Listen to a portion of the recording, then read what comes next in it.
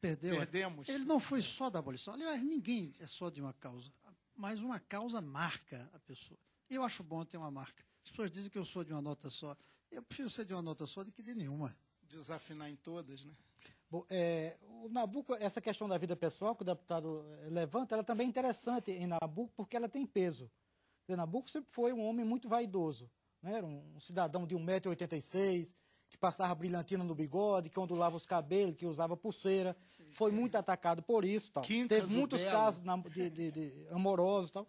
O deputado caminhando aqui casos amorosos, eu não sei. Aliás, nesses tempos de muita baixaria na política, é melhor a gente não entrar nessa seara. Agora, tem uma história pitoresca. O Joaquim Nabuco era considerado um homem muito bonito, e lá em Washington, eu li esse relato, os cocheiros, as pessoas que passavam lá conduzindo as pessoas, mostravam, aqui mora o homem mais bonito de Washington, que era um brasileiro. Você vê, não foi só a Marta Rocha. Deputada, aproveitando que o senhor falou na questão dos interesses que existem hoje em torno do parlamento, quer dizer, esses interesses estão muito bem defendidos, não é? Tem defesas muito sólidas. Quer dizer, hoje uma reforma para alcançar consenso em um parlamento, ela é possível, só é possível mediante muita concessão que acaba desfigurando a proposta inicial. Esse é um caminho. Você tem uma proposta, vai fazendo as mediações num parlamento multifacetado e acaba chegando a uma média, em geral, rebaixada quanto à proposta original. Outro elemento, isso, por exemplo, sempre aconteceu com as tentativas de reforma política, cada vez mais urgente. A nossa esperança, né, Cristóvão, toda legislatura que começa é que, com o apoio do Executivo, que é muito importante, haja um avanço na estrutura política, que o sistema político está cada vez mais plutocrático no Brasil, limitado. O eleitor, embora exista o sufrágio universal, ele é objeto de propaganda enganosa, as campanhas cada vez mais milionárias, os grandes financiadores têm mandatos executivos e parlamentares a seu serviço. A gente não sabe quem são os grandes doadores, vai saber agora em novembro, dezembro, e vai ver que empreiteiras, bancos, ou seja, o sistema político no Brasil, a corrupção, o caixa 2, é muito deletério. E a reforma política não avança. Se avançar é com mediações. O projeto de ampliação das inelegibilidades, o famoso ficha limpa, mostrou um outro elemento, tipicamente republicano.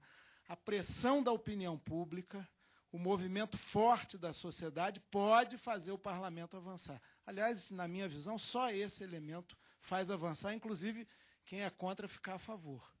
Na abolição, de uma certa maneira, aconteceu isso. Aquele gradualismo acabou sendo superado pela própria monarquia, com a lei, que pecou, por um lado, por não prever o futuro dos escravos, como os abolicionistas sinceros queriam, mas também acabou a escravidão no Brasil, ponto final. Aí dizem que a princesa Isabel ganhou a aposta lá e perdeu o trono. De qualquer maneira, havia uma opinião na sociedade brasileira, sobretudo nos centros urbanos, que acabou com as mediações e moderações, assim como aqui no Ficha Limpa. Mas agora tem outra batalha, que é a judicial, para ver se vale ou se não vale. Tudo é difícil. A sociedade brasileira é muito conservadora, muito pouco ousada. E muito paulatina, né? Tudo é aos pouquinhos, A abolição demorou, né? A abolição, né? Começa em 1131, para ela ser realmente efetivada, você leva para 50 anos. 50 anos, desde que se fala em abolição, porque antes nem se falava em abolição. A partir de um certo momento, os ingleses começaram a falar em abolição.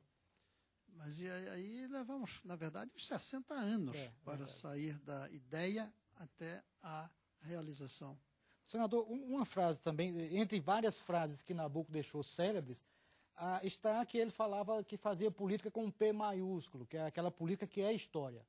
Queria que o senhor falasse um pouco sobre isso. Eu acho que é uma boa colocação. Ele deve ter sido talvez o primeiro a falar nisso. Tem duas políticas. A política do jogo, e as duas são necessárias, isso é verdade. A política do jogo, de interesses para chegar a uma posição determinante na sociedade, que é a política com P minúsculo. E a política com P maiúscula, essa mesma acrescentada de um objetivo central, e não apenas os interesses imediatos. Acrescentada do longo prazo e não apenas do curto prazo. Na verdade, a política com P maiúsculo é o que se chama também de estadismo. Você faz política ou faz estadismo. E aí ele dizia, aí uma boa jogada, que era política com P minúsculo e com P maiúsculo. O senhor também vê dessa forma? Eu até citei aqui.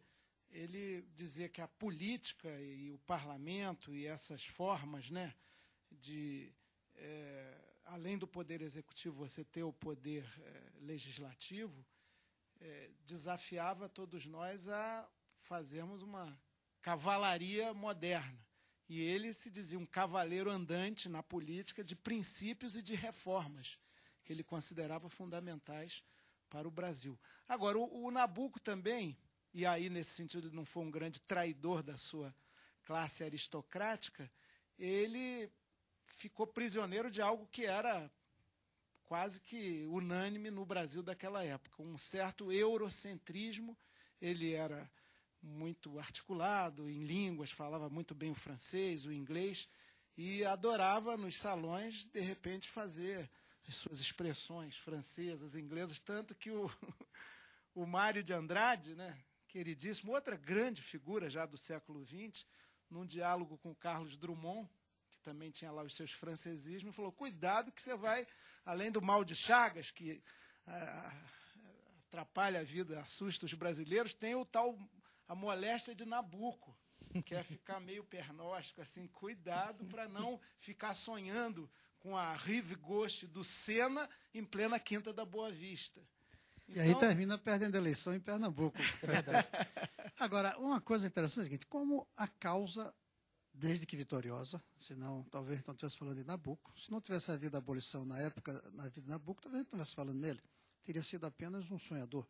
Mas como a causa realizada é marcante. O Nabuco foi deputado, parlamentar, mas não foi presidente, não foi ditador, não ganhou guerra, não foi um general.